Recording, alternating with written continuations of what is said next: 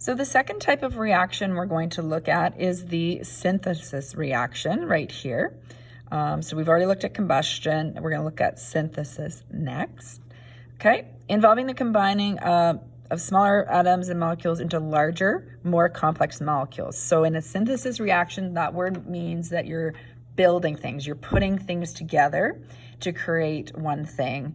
It could be more than one thing if it's a larger equation. So this little diagram shows it. So person A plus B, now they're together. Okay, you could have more molecules. You could have 3 smaller molecules and they could make 2. You still combine some things. So let's look at an example. What I like to do for you to do for practice though is fill this part in on your own at first before watching the remaining of the video. So you're going to go water and dinitrogen pentoxide gas reacts to produce nitric acid. So this is the word equation. I would like you to write the completed balanced equation as practice. So pause the video and fill this in. If you're not sure, you can always use pencil so you can, double check after, then watch the remaining video. Okay, so you've paused this and let's go through, and I'm still going to talk through the formula writing part. So the formula for water we should know already is H2O plus dinitrogen pentoxide. That is a covalent compound, 2 nonmetals, so we use the prefixes. So dinitrogen means there's 2, pentoxide means there's 5. We know that this is a gas, so we can put a little G symbol for gas as well. We technically don't know if water was a solid, liquid, or gas, so you may have left it blank. In this case, we can say liquid because it was, but you wouldn't have known that on your own.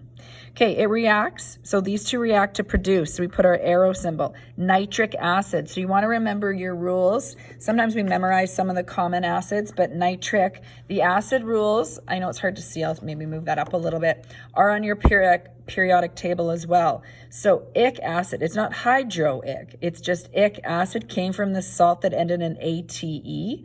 Okay, salt meaning any ions. So you're going to go up to your polyatomic ions here.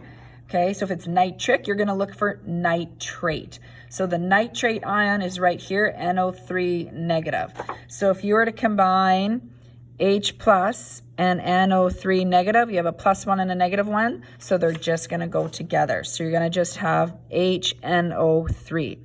Now, any type of acid is always going to be a solution, so that means dissolved in water, so you're going to write the aqueous symbols. Now you need to balance it. I'm going to usually balance hydrogen and oxygens last. I'm going to start with nitrogen here. If I have 2 nitrogens here, I need to have 2 here. So I can put a 2 out front. I'm using pencil because sometimes we might have to change. Then I'm going to try the hydrogens. I have 2 hydrogens here. Over here I have 2, so that's good.